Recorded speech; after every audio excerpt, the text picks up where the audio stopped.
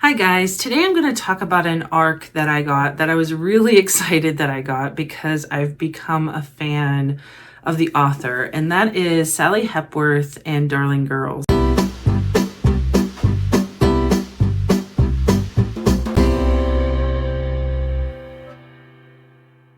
This book comes out in April of this year, and I got it in December, and I was like over the moon that I got this because I have read 3 of her previous books, and I'm just a big fan of her writing. But I feel like she's been slowly creeping towards doing more suspenseful thrillers. And when I saw this one talked about on her Instagram, and when I heard about the plot, I thought this one sounded much more like a thriller.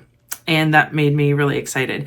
So it does end up being more of a twisty thriller, and I was excited about that alone. Some of the previous books that I read by her that I love, the first one I read was The Good Sister. Absolutely love that one, but I would say that that is more like a literary thriller. There aren't a huge amount of twists or anything like that. The other one I read was Younger Wife, and then I read Soulmate. And Soulmate was probably closer to a thriller than she's done any of the books that I've read. She does have several beyond what I've read, and I haven't gone back yet and read her previous works. So this one, I'm going to read the back of it and then tell you guys some of my thoughts, just so you guys get kind of an idea of how they're marketing this book.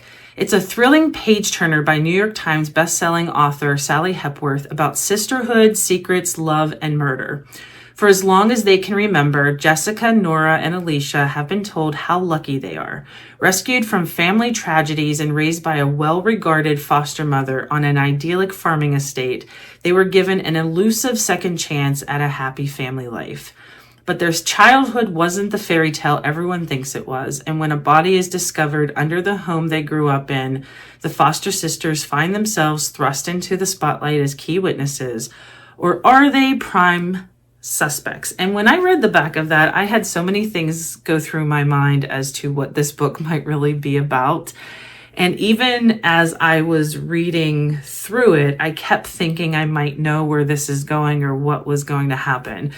But the best part about why I love this book is there are a lot of twists, and it's more in the vein of psychological thrillers. And I even thought this is really similar to how a Frida McFadden book reads, where there are twists you don't really see coming. And I feel like it pretty much lands on like a couple twists, as Frida is known to do.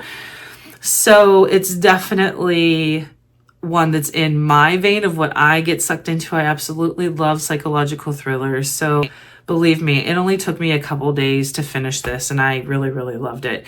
You do see most of this book from the 3 sisters, and you see them as adults, and that's how you meet them and how they're interacting in life as adults. And I guess I would say present day. And then you also see in flashbacks how they first came to become part of the foster family, and one after the other becomes fostered by this mother. And then you find out a lot about their home life, just as it said.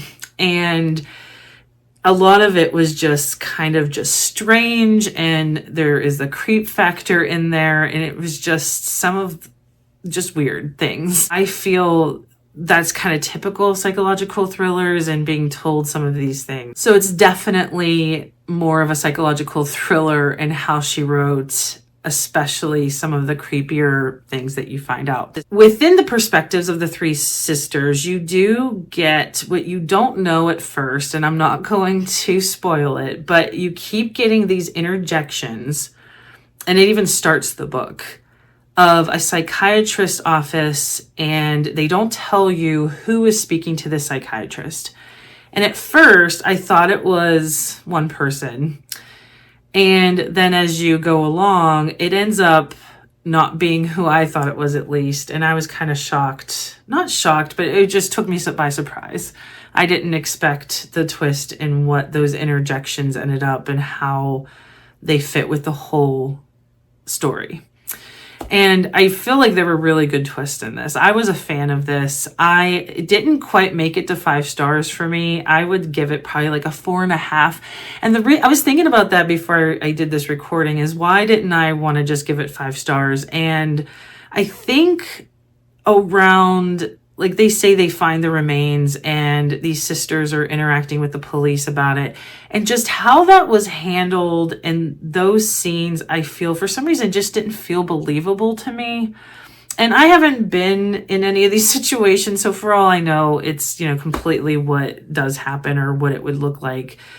But I don't know, some reason it wasn't sitting with me as believable, and those were the parts I didn't necessarily like. So I thought it was a really great book, though I couldn't put it down. Anyone who likes psychological thrillers, especially if you want a Frida McFadden but a little more on the literary side, because she does really go into character development with the 3 sisters.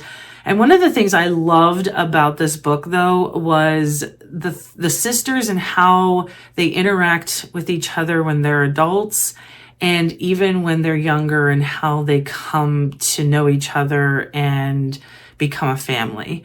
I really love those parts. I felt like she did a good job about those characters. So yeah, I would absolutely, if you love psychological thrillers, and especially if you like books about sisters, I feel Sally Hepworth does a lot of books on sisters. And I know there are readers out there that love that kind of book that involves sisters or sister relationships. Especially anyone who loves psychological thrillers, this is definitely a book for you. So keep an eye out for this. Put it on your April TBR. You're definitely going to want to pick this one up. I absolutely loved it. Thank you guys for listening to my ARC review for Darling Girls by Sally Hepworth, and I'll see you guys next time.